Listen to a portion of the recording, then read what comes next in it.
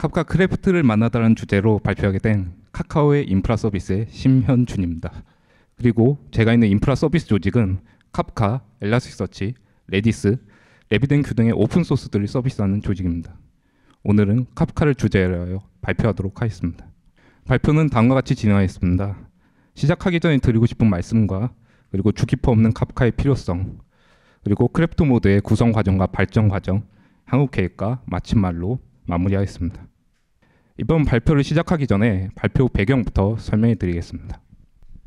카카오에서는 2018년에 이어서 2022년 입카카오에서 카프카 대규모 클러스터 운영 후기라는 주제로 카프카 운영 발표를 진행하였습니다. 당시 계획에 주키퍼 없는 카프카인 크래프트 모드를 적용할 예정이라고 말씀드렸던 적이 있었는데 그때 생각했었던 계획에 대해 이번에 소개해드리고자 합니다. 이번 발표에서 이해가 어려우신 부분이 있다면 카카오테크 유튜브에 22년 발표가 올라가 있으니 참고 부탁드립니다. 22년 당시에는 크래프트 모드가 프로덕션 레디로 갓 전환된 3.3.1 버전이었는데 같은 3점대 버전에서 많은 변화를 거쳐서 3.8.0 버전이 되었습니다. 버전이 올라가면서 여러 패치를 통하여 안정성과 성능의 개선이 있었기에 맞춰 준비하게 되면서 크래프트 모드의 클러스터를 구성하게 되었습니다. 그러면 오랜 기간 기다렸던 주키퍼 없는 카프카가 왜 필요한지에 대해서 말씀드려 보겠습니다. 보통 긴밀한 관계를 얘기할 때 우리는 바늘과 실 같다고 이야기하죠. 주키퍼와 카프카는 그런 관계였습니다. 우리는 카프카 운영을 위해서 주키퍼 앙상블과 카프카 클러스터를 별도로 구축해야 했습니다. 주키퍼에서 코디네이션을 위해 각종 메타데이터를 관리하고 그 정보들을 브로커 중 한 대가 컨트롤러가 되어 다른 브로커들에게 전달하는 방식으로 말입니다. 카프카에서는 개선 제한을 할 때 KIP라는 이름으로 위키와 지라를 통해서 관리합니다. 그 중에서 가장 유명한 것은 단언컨대 KIP 500일 겁니다. 주키퍼 대신에 자체적으로 과반수 기반의 메타데이터 저장소를 만드는 것입니다. 그러면 주키퍼가 어떤 한계점이 있는지 설명해 드리기 위해서 아까 보여드렸던 그림을 간략하게 이미지화 시켰습니다. 그리고 해당 카프카 클러스터에는 카카오라는 흰색으로 표시된 토픽이 있습니다. 그 토픽의 파티션은 1인 것으로 설정하여 뒤에 파티션 번호 0을 붙였고 리플리카는 권장값인 3으로 구성하였습니다. 주키퍼에서 메타데이터의 정보를 가지고 있다고 말씀드렸었는데 토픽의 정보와 인싱크 리플리카의 정보도 물론 가지고 있습니다. 카카오 토픽이 134로 ISR을 맺고 있는 걸 알 수 있습니다. 그리고 카카오 토픽의 ISR 정보는 주키퍼에서 카프카의 컨트롤러로 전달되고 각각의 브로커들에게도 전달되는 것을 알 수 있습니다. 그런데 그 상태에서 카카오 토픽의 리더가 1에서 4로 바뀌면서 ISR 정보가 변경되었다고 가정해 보겠습니다. 일반적인 다른 브로커들은 컨트롤러 통신이 잘 되고 있어서 바뀐 걸 인지하고 동기화가 완료되었는데 왼쪽 위에 1번 브로커는 통신을 못하고 있습니다. 이렇게 지속적으로 통신이 실패하게 되면 순간적으로 카카오 토픽의 파티션에 대해서 1번 브로커는 자기 자신이 리더라고 주장하고 그 외의 브로커들은 4번 브로커가 리더라고 주장하면서 리더를 두 개라고 인식하는 정합성 문제가 발생합니다. 이는 주키퍼에서 카프카 컨트롤러 그리고 컨트롤러에서 다른 브로커까지 전달해야 되는 절차가 많으므로 쉽게 발생합니다. 그뿐만이 아닙니다. 주키퍼에서 413으로 ISR이 바뀌었을 때 상황으로 되돌아가 보겠습니다.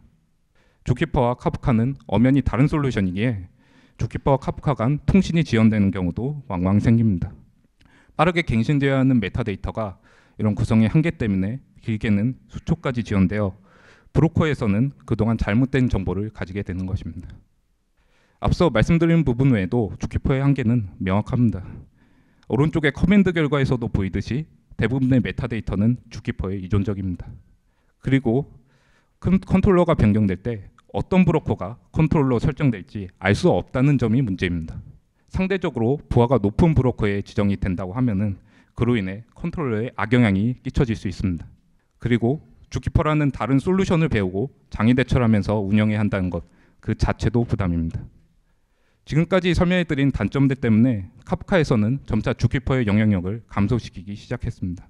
프로듀서를 제외한 컨슈머부터 토픽, 브로커 설정, 커맨드 등 다양한 부분에서 주키퍼 주소가 점진적으로 사라지게 되었습니다. 이런 시도 끝에 주키퍼로부터 완전히 벗어난 크래프트 모드를 운영 환경에서 쓸 수 있게 되었고 현재 주키퍼에서 크래프트로의 마이그레이션은 아직 얼리 액세스인데 3.9.0에서 공식화시킨다고 합니다. 이제 크래프트 모드에 대한 내용입니다. 크래프트는 카프카 랩트의 줄임말로 발음이 크래프트라고도 하고 K랩트라고도 하는데 외국 유튜브 같은 데서 확인해 보면 둘 다 쓰는 것을 알 수 있었습니다. 그리고 크래프트에 탑재된 랩트 알고리즘은 데이터의 변경사항을 모든 노드가 동일하게 가질 수 있게 하는 분산 합의 알고리즘입니다. 안심할 수 있는 세계 R과 폴트 톨러런스의 줄임말로 그림에서 보이는 뗏목처럼 기존에 너무 어려웠던 팍소스 알고리즘의 탈출이라는 뜻도 가진다고 합니다. 먼저 크래프트 모드 구성부터 보겠습니다. 주키퍼를 대신하는 다중화된 컨트롤러와 기존에 있던 브로커로 역할이 나누어지고 노드라는 이름으로 통칭합니다. 그림과 같이 주키퍼 환경에서의 복잡했던 통신 절차가 간소화되었습니다. 크래프트 모드에서의 컨트롤러는 여러 개로 여러 개 컨트롤러 중 한 대, 하필 리더가 죽게 되더라도 괜찮습니다. 주키퍼 모드에서의 컨트롤러가 한 개였던 문제와 여러 번의 절차로 이루어지던 통신 절차도 간소화되어 즉각 리더를 변경하여 메타데이터의 신속한 갱신이 이루어지도록 합니다. 물론 한 개의 노드에서 컨트롤러와 브로커를 같이 두는 구성도 가능하긴 합니다. 이를 컴바인 모드라고 하는데 사용을 권장하지는 않습니다. 그 이유는 확장성이 좋지 않고 브로커의 부하에 의해 컨트롤러가 영향을 받을 수 있어 안정성이 떨어집니다. 따라서 카프카 공식 홈페이지에서도 중요도 높은 환경에서는 컴바인 모드를 사용하지 말라라고 기재되어 있습니다. 크래프트 모드에서 새로운 용어들이 있습니다. 리더, 펄론이 익숙하실 텐데요. 보터, 캔디데이트, 옵저버, 이포크라는 새로운 단어가 있습니다. 보터는 유권자라는 뜻으로 리더와 후보자로 전환할 수 있는 모든 복제본을 말하며 크래프트 모드에서는 컨트롤러와 동의어로 보시면 됩니다. 캔디데이트는 리더가 일정 시간 응답하지 않아 만료되면 보터들이 자기 자신을 후보자로 등록하는 것을 말합니다. 옵저버는 카프카 클러스터 안에는 속하긴 하지만 투표권 없는 구경꾼들을 말하는 것이고 흔히 브로커가 여기에 속합니다. 이포크는 시대라고도 하는데 리더 선출할 때마다 올라가는 수치를 말하고 한 번의 리더 선출에서 여러 개의 이포크가 올라갈 수도 있습니다. 앞선 용어들을 예제와 함께 설명해 드리겠습니다. 이 명령어는 크래프트 환경에서 추가된 카프카 메타데이터 컬럼이라는 명령어로 컨트롤러의 현재 상태를 진단할 수 있는 핵심적인 명령어입니다. 해당 내용을 보면 리더가 1001번 노드이고 선거가 2번 일어났으며 보터스를 보고 컨트롤러는 3대, 옵저버스를 보고 브로커는 10대구나라는 주요 내용을 한눈에 파악할 수 있습니다. 이제 크래프트 모드에 대한 장점부터 알아보면 처리량 및 대기 시간이 감소하고 파티션을 수백만 개를 수용할 수 있고 안정성이 개선되며 모니터링이 쉬운 다양한 장점들이 있습니다. 하지만 그 중에서도 가장 핵심적인 것은 신속한 컨트롤러 장애 조치로서 이 부분을 집중해서 알아보겠습니다. 표현 내용은 컴플런트에서 진행한 주키퍼와 크래프트 모드 간 200만 파티션 기준 복구 시간이 얼마나 단축되는지에 대한 내용입니다. 스케일이 커서 둘 간의 성능 차이를 알아보기 좋은 자료입니다. 표에 나온 데이터를 보시면 주키퍼 대비 크래프트 모드의 성능이 전반적으로 크게 우수한 것을 알 수 있습니다. 특히 이도되지 않은 셧다운의 단축폭이 거의 93%에 달할 정도로 크게 줄었고 또 하나 주목할 것은 크래프트 모드에서 의도된 셧다운 그리고 의도되지 않은 셧다운의 차이가 주키퍼 대비해서 매우 크게 줄어들었습니다. 이런 결과의 이유는 크래프트 모드의 메타데이터, 스냅샷의 존재 때문이며 이를 상세히 설명해 드리겠습니다. 크래프트 모드에서 모든 노드는 언더바 클러스터 메타데이터라는 내부적인 토픽을 역할에 상관없이 모두 가지게 됩니다. 카프카 초기 버전에서 컨슈머 그룹을 주키퍼에서 관리했다가 언더바 컨슈머 그룹스라는 시스템 토픽 형태로 옮겼듯이 마찬가지로 관리와 접근을 쉽게 하기 위한 파티션 한 개의 토픽 형태로 구성한 것입니다. 컨트롤러의 리더들과 다른 노드 간 메타데이터를 안전하고 신속하게 주고받을 수 있는 것이 장점입니다. 그러면 컨트롤 리더로 이동해 보겠습니다. 각 노드 안에는 메모리에 메타데이터 캐시가 있고 데이터 영역 안에 메타데이터 토픽이 저장됩니다. 메타데이터 토픽 안으로 들어가 보면 컨트롤러의 리더, 즉 액티브 컨트롤러가 클러스터에 변경사항이 있으면 토픽에 레코드를 기록합니다. 그럼 그 내용이 일반적인 토픽들처럼 디렉토리에 로그 파일 형태로 저장이 되는 것입니다. 그 다음으로는 다른 노드들과의 동기화를 위해서 추가되었던 메시지를 다른 노드들의 메타데이터 토픽에 전송해서 저장합니다. 그렇게 동거화된 로그 파일을 통해서 각 노드의 메타데이터 캐시를 갱신하면서 절차는 마무리됩니다. 장점인 신속한 장애 처리를 위한 요소로 메타데이터 다음은 스냅샷입니다. 메타데이터가 쌓이면서 메타데이터 캐시에 지속적으로 갱신된 내용들을 일정 주기를 통해서 체크포인트 파일로 내리는 것입니다. 체크포인트가 쌓인 기점으로 하여 신속한 복구가 가능해집니다. 체크포인트 파일은 모든 노드에서 메타데이터에 이포크 번호가 추가된 형태로 저장됩니다. 만약 오른쪽과 같이 브로커 한 대가 예기치 못하게 셧다운이 되고 그 사이에 다른 노드들은 로그, 체크포인트들이 늘었다고 가정해 보겠습니다. 셧다운된 노드가 복구되면 먼저 수행하는 작업은 로컬에 저장된 체크포인트 파일과 로그 파일을 통해 메타데이터 캐시를 먼저 복구시킵니다. 그 이후에 리더에서 변경된 로그와 체크포인트를 브로커에 반영하게 되고 그 증가분에 대해서만 메타데이터 캐시로 반영하고 마무리됩니다. 처음부터 원격지에서 모든 메타데이터를 받아올 필요 없이 대부분의 내용을 로컬에서 저장하고 있다가 빠르게 복구하고 증분만 챙기면 되기 때문에 크래프트 모드에서는 의도되지 않은 셧다운에서도 속도가 크게 뒤처지지 않는 것은 주키퍼와 차별화된 장점입니다. 지금까지 주키퍼 없는 카프카의 장점 및 필요성에 대해서 설명드렸습니다. 그러면 크래프트 모드를 구성했던 과정에 대해서 말씀드리겠습니다. 카카오에서는 개발 단계를 지칭할 때 디플로이 페이지라고 하며 개발을 DV, 클로즈 베타를 CBT, 운영을 프로드로 부르고 있습니다. 최초 크래프트 기반 DV를 23년 1월에 구성한 이후로 1년 이상의 서비스 과정을 거쳐 현재 프로드 환경까지 실서비스 중입니다. 첫걸음으로 DV 환경부터 먼저 구성을 했는데 DV는 신속하게 구성하는 것이 중요하다고 생각해서 리서치를 빠르게 진행하였고 실험적인 클러스터로 구성하였습니다. 그렇게 하려면 카프카 배포 프로세스 간의 변경이 필요했고 카프카 관리 툴 중에 주키퍼의 이존성이 있던 것을 대체하였습니다. 먼저 설정 파일 변경입니다. 기존 카프카에서 서버.properties의 설정은 다음과 같습니다. 고유 번호로 broker.id를 설정하고 주키퍼 연결을 위해서 호스트, 포트, 디렉토리 형태로 구성했던 것을 알 수 있습니다.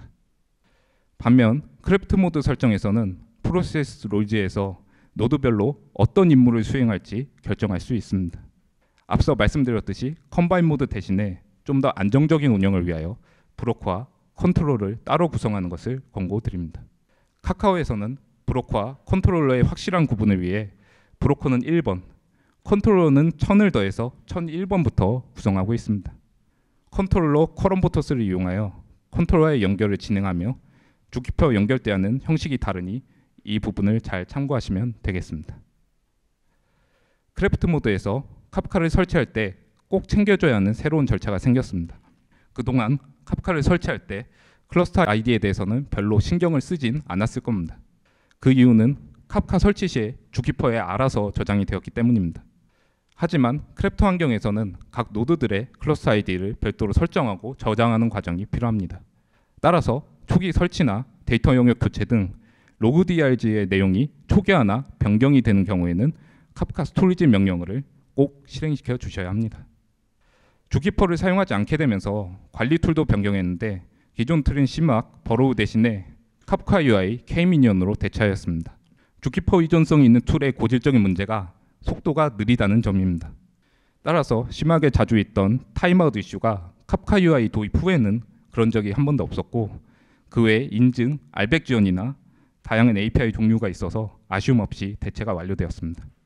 기존 카프카 UI는 유저 보수가 안 되고 있는 상황이라 카카오에서는 카프벳 오가니제이션의 카프카 UI를 사용하고 있습니다.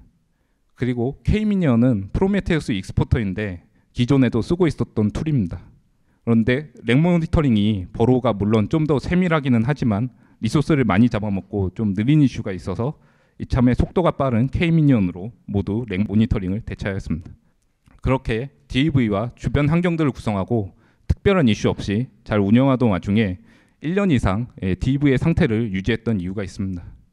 그 이유는 첫 번째, KIP996으로 프리보트입니다.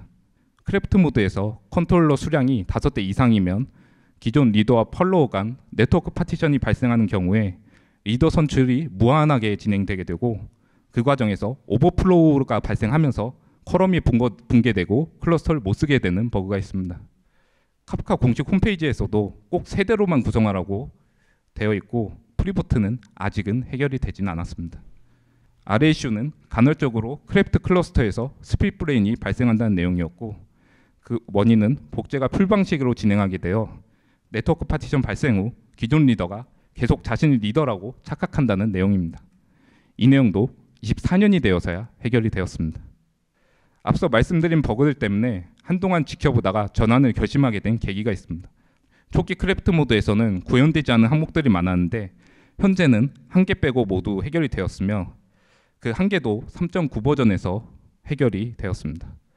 그 외에 프리보트는 아직 해결되지 않았지만 컨트롤러 세대로 구성하면 문제가 없고 주키퍼 5대보다 성능과 안정성이 좋다고 판단했기 때문입니다. 앞서 말씀드린 스플릿 브레인 이슈 해결도 되었고 카카오 환경에서는 제이밭을 사용하고 있는데 그것을 크래프트 모드에서도 정식으로 지원한다는 리리즈 노트를 보고 3.7.0 버전을 기점으로 하여 전환하기로 결심하였습니다. 그러면 크래프트 모드를 카카오 실 서비스에 사용하기 위해서 리서치하고 발전시켜 나갔던 내용에 대해서 말씀드리겠습니다. 전환을 결심하고 본격적인 리서치를 시작했습니다. 워낙 많은 벤치마크, 모니터링 툴 중에 저희가 선택한 것은 벤치마크와 워크로드는 트로그도어를 선택하였으며 모니터링은 프로메테우스의 히스토리를 적재하면서 이제 추이를 보는 게 유용하다고 생각을 해서 기존에 사용했던 JMX 익스포터에 시스템 모니터링을 위한 노드 익스포터를 추가하였습니다. 트로그도어에 대해서 추가 설명을 드리면 카프카 바이너리 내부에 있는 툴로 한 개의 코디네이터와 여러 개의 에이전트를 통해 태스크 단위로 작업을 돌릴 수 있습니다. 커맨드는 물론이고 API로도 쉽게 제어를 할 수가 있어서 원하는 대로 쉽고 다양한 환경 변경이 가능했습니다. 메시지의 값도 여러 타입이 있는데 저희는 가우시안 상수와 랜덤을 주로 많이 활용했습니다. 위의 그래프가 테스트를 위해서 구성한 그래프이고 이건 많은 항목 중에 일부를 떼온 것입니다.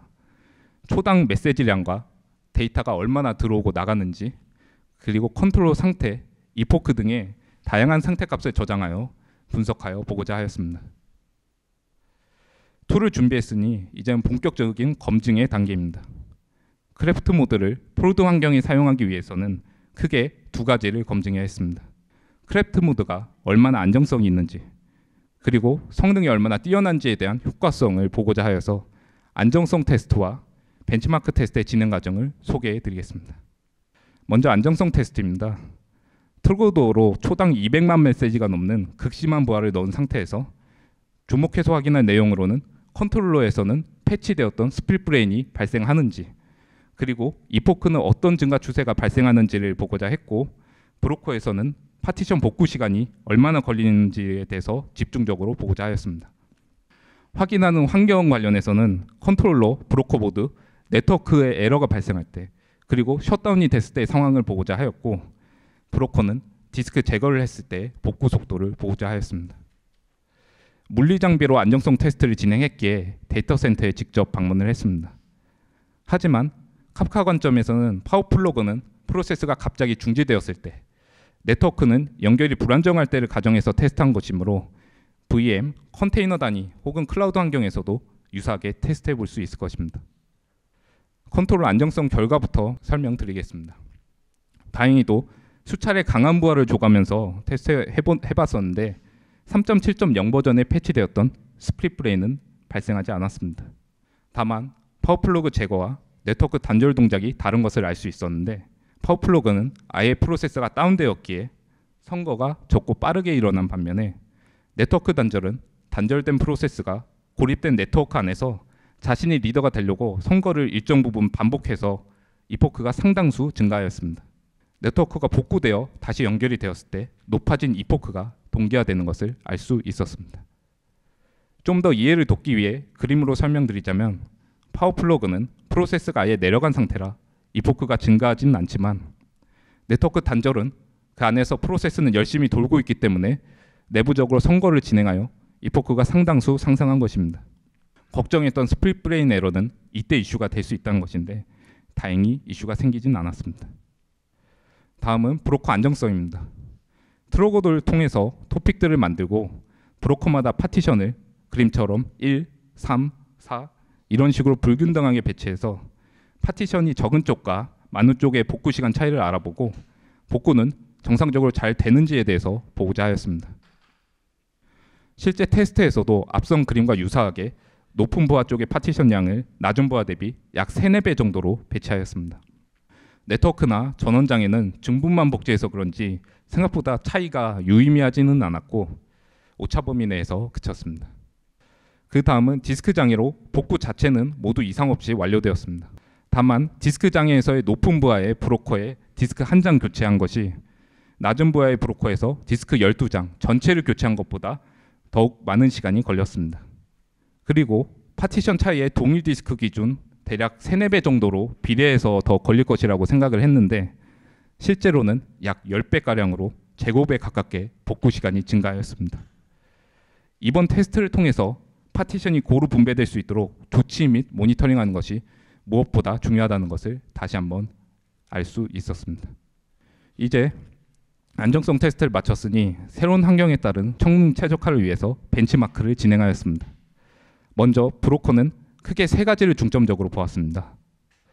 리플리카에 관한 설정과 스레드 관련 설정들, 그리고 압축 설정으로 3.8.0 버전에서 압축 레벨 설정이 추가되었습니다.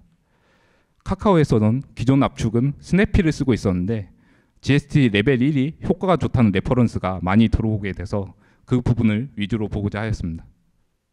프로듀서도 크게 3가지 항목을 확인하고자 하였으며 프로듀서 데이터는 업무 부서의 협조를 통해서 카카오넷 실 업무와 그리고 트로거돌을 같이 사용하였습니다. 3.0.0에서 표준값이 달라진 에크즈 그리고 역등성 설정과 브로커 때와 동일한 압축, 3.3.0 버전에서 개선이 있던 파티셔너로 버전이 어떻게 달라지냐에 따른 차이 위주로 확인해 보았습니다.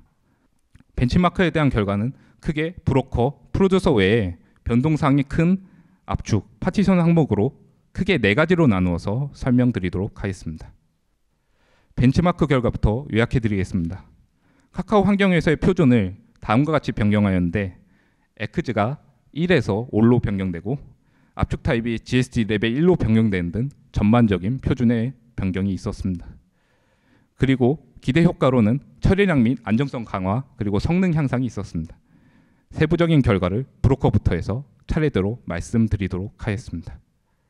브로커에서 제가 처음에 예상하기로는 IO 스레드와 네트워크 스레드 쪽이 가장 영향이 크지 않을까 예상했었는데 물론 그것도 영향이 큰 편에 속하기는 했지만 가장 영향도가 컸던 건 럼 리플리카 패처스였습니다. 그 외에 로그 클리너, IO 스레드 등의 순서였고 그 파라미터들의 병목이 있던 것을 발견하게 되었습니다. 적용 이후에 자원 사용량이 다소 오르긴 했지만 파티션 복제의 속도가 대폭 증가하여 더 신속한 장애 처리가 가능해졌습니다.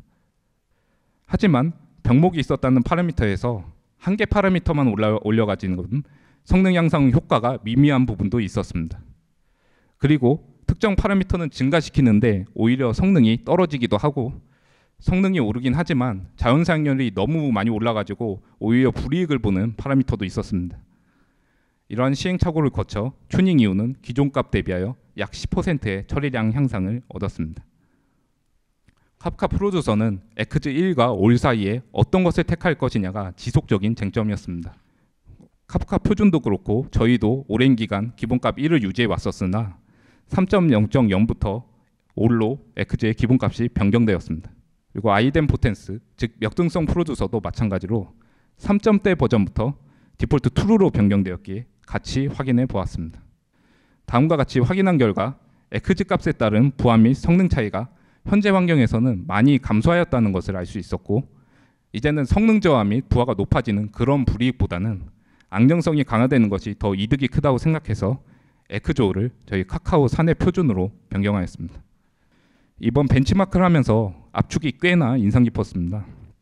효과에 대한 명확한 비교를 위해서 지속적으로 상수 기반의 결과로 설명드리고 있는데 랜덤이나 실험무에서의 차이는 이보다는 좀 감소할 수 있으니 감안해서 봐주시면 감사하겠습니다. 성능 결과는 CPU 사용량이 다소 증가하기는 했지만 그에 반해 압축률이 대폭으로 증가하였습니다. 그로 인해 성능이 크게 저하되지 않으면서도 네트워크라든지 아니면 디스크 트래픽도 감소하는 등의 비용 효율이 있었기에 카카오 표준을 GST 레벨 1로 변경하였습니다. 그럼 압축 레벨이 설정이 없던 때와의 비교를 하기 위해서 GST 압축 레벨의 기본값은 3인데 그 3과 1을 비교해 보았고 결과는 좀 위외로 나왔습니다. 부하가 극심한 환경이라서 그런지 레벨 3이 레벨 1 대비 벤치마크 기준 메시지 처리량이 45% 정도가 감소를 했습니다. 물론 스냅피가 처리량이 가장 높기는 했지만 GST 레벨 1과 차이가 5%도 나지 않았었는데 레벨 3은 많이 처지는 결과가 나와서 부하가 높은 환경에서는 약간 쓰기 조심스럽다는 결론을 내렸습니다. 부가적으로 프로듀서 압축을 지정하지 않을 때 테스트를 해봤는데 초당 데이터가 압축을 했을 때와 그리고 안 했을 때를 비교했을 때 몇십, 몇백 배의 차이가 나는 것을 알 수 있습니다. 더군다나 자원 사용량마저도 대폭으로 증가하였습니다. 카프카 압축 설정의 기본값은 각각 논, 프로듀서인데 이 기본값에 따르면 프로듀서는 압축하지 않은 상태로 보낸 데이터를 브로커에서도 압축 없이 그대로 받아주기 때문에 모든 자원 사용량에 악영향을 끼치게 됩니다. 이런 경우를 방지하기 위해서 압축 설정을 기본 설정을 두지 마시고 꼭 지정하시길 권고드립니다. 그리고 브로커의 압축 타입을 지정했을 때 브로커와 프로듀서의 압축 타입이 다르면 압축을 풀었다가 다시 진행하기 때문에 브로커 사용량이 올라가게 됩니다. 따라서 브로커와 프로듀서의 압축 타입을 일치시키길 권고드리며 만약 압축 타입이 없어서 어쩔 수 없이 일치시킬 수 없다고 하면은 스냅피 등의 다른 어떤 압축이라도 선택을 해주셔야 합니다. 파티셔너는 버전에 따라서 라운드 로빈 파티셔너, 유니폼 스티키 파티셔너, 스트리트리 유니폼 스티키 파티셔너로 발전해 왔습니다. 줄여서 SUSP는 어댑티브 파티셔닝으로 특정 파티션의 지연 이슈가 발생했을 때도 유연하게 처리할 수 있다고 합니다. 과연 효과가 있는지 테스트해보고자 한 개 파티션에 고의적으로 지연을 발생시켰습니다. 테스트 결과는 생각보다 큰 효과로 나타났습니다. 기존 파티셔너는 지연 여파에 같이 휩쓸려서 처리량이 떨어졌지만 SUSP는 그렇지 않았고 작게는 몇 배, 크게는 몇천 배까지 차이가 발생하였습니다. 어댑티브 파티셔닝 옵션으로 전반적인 가용성을 지킬 수 있으니 3.3 버전 이상부터는 꼭 툴로 쓰기를 권고드립니다. 지금까지 벤치마크로 얻을 수 있었던 저희 환경에서의 파라미터 변경은 다음과 같습니다. 하지만 이 결과를 통해서 말씀드리고자 하는 것은 이대로 따라야 한다, 저희가 정답이다라고 말씀드린 것이 결코 아닙니다. 혹시 노란색으로 강조되어 있는 부분이 보이십니까? 에크즈 빼고는 모두 카프카 기본값과는 다릅니다. 제가 강조드리고 싶은 말씀은 설정값을 카프카 기본값으로 그냥 쓰지 마시고 각자 상황에 맞춰서 적극적으로 튜닝하는 것이 중요하다고 말씀드리고 싶었습니다. 카프카는 설정값에 따른 퍼포먼스가 굉장히 많이 달라지는 프로그램입니다. 번거로울 수는 있겠지만 이런 경험의 공유를 통해서 청자 여러분들에게도 도움이 됐으면 하는 바람입니다. 이제 벤치마크도 끝났고 프로드를 오픈하기 전에 DV 클러스터에서 버전 업그레이드를 먼저 진행을 해봤습니다. 그런데 그 과정에서 문제가 발생하였는데 메타데이터 버전이 불일치해서 갱신을 할 수 없다는 버그가 유발되었고 컨트롤러 한 대가 정상 기동을 할 수 없었습니다. 그 당시에 다행히도 3.7.1 버전이 있어서 그 버전으로 대체하면서 문제 해결을 할 수 있었습니다. 대략적인 원인은 디렉토리 안에서 UID 누락으로 인해서 메타데이터를 정확히 읽을 수 없다, 그런 내용이었습니다. 업그레이드 시에는 문제가 발생하게 되면 당황하지 말고 원인을 적극적으로 찾아보시고 DV부터 먼저 적용해서 안정적으로 진행하시길 권고드립니다. 이런 테스트 과정 끝에 저희는 앞에서의 변경사항 반영과 목적별로 다양한 대시보드, 그리고 알림, 모니터링 등을 개선해서 프로드 환경을 안정적으로 구축할 수 있게 되었습니다. 이 프로드 클러스터는 어느새 트래픽이 꽤나 많이 들어오고 있습니다. 크래프트 모드에서의 장애를 대비해서 레프트 매트릭 기반으로 주키퍼 알람 대신 컨트롤 알람을 받게 하여 장애 사항에도 만반의 대응 중입니다. 이제는 앞으로 어떻게 추가적인 개선을 해나갈지에 대해서 말씀드려보고자 합니다. 단기 계획으로는 컨트롤러 동적 설정 변경으로 현재는 컨트롤러 커럼버터스 설정을 바꾸려면 모든 컨트롤을 내렸다가 올려야 합니다. 즉 컨트롤러의 업무 중지가 필요하다는 뜻입니다. 따라서 해당 개선이 되지 않는다고 하면은 마이그레이션은 굉장히 어렵고 장애 시의 대응도 FQDN이 동일해야 되는 등의 제약사항이 생기게 됩니다. 해당 개선은 3.9.0 버전에 포함이 되어 있는데 앞에서 업그레이드한 것처럼 DEV, CBT, 프로듀 순서대로 적용을 해보고자 합니다. 장기 계획은 컨트롤러 다중화, 즉 프리보트입니다. 현재 컨트롤러의 리전을 모두 분산시켜서 운영을 하고 있고 주키퍼보다는 안정적인 운영이라고 확신하지만 컨트롤러가 3대면 셧다운을 1대까지만 허용을 하기 때문에 저희는 컨트롤러 5대 기반의 더욱 안정적인 환경을 만들기 위해서 해당 개선을 기다리고 있습니다. 계획에는 3.8.0에 최초로 등재되었는데 아쉽게도 3.9.0에서 딜레이되어서 언제 적용될지는 아직은 알 수 없는 상황입니다. 3점대 버전 아니면 다행이겠지만 4점대 버전에 등재된다면 약간 다른 이야기가 되기 때문에 좀 더 많은 검토와 고민이 필요할 것 같습니다. 이제 마무리입니다. 오늘 발표했었던 내용을 요약하자면 다음과 같습니다. 크래프트 모드가 주키퍼 대비해서 안정성과 성능이 왜 좋은지와 최대 장점인 신속한 복구에는 메타데이터와 스냅샷의 존재가 있다고 말씀드렸습니다. 또한 크래프트의 이슈 해소와 에크제 개선, 그리고 압축 레벨 지정의 효과와 브로커, 프로듀서의 압축 타입을 되도록이면 이제 일치시키자라고 말씀드렸으며 설정값은 카프카 기본으로 두지 말고 각자 환경에 맞춰 최적화하자라고 말씀드렸습니다. 발표를 마치기 전에 말씀드릴 것이 있습니다. JMX 익스포터를 사용하는 와중에 처음에는 크래프트 모드의 예제가 상당 기간 없었는데 저희 조직의 글렌이 PR을 진행해 주셔서 JMX 익스포터의 크래프트 예제를 구성해 주셨습니다. 글렌에게 감사의 말씀 전해드리며 그 외에 함께해 주신 올리, BT를 비롯한 인프라 서비스 조직 여러분들과 메시지큐 TF에서 함께 하셨던 여러분, 그리고 인프라 엔지니어링 조직에 감사 말씀드립니다. 또한 카카오에서 함께 해주셨던 고승범님, 신동훈님, 정원빈님, 인도현님에게도 감사의 말씀을 전해드립니다. 이상으로 발표를 마치겠습니다. 긴 시간 경청해 주셔서 진심으로 감사드립니다.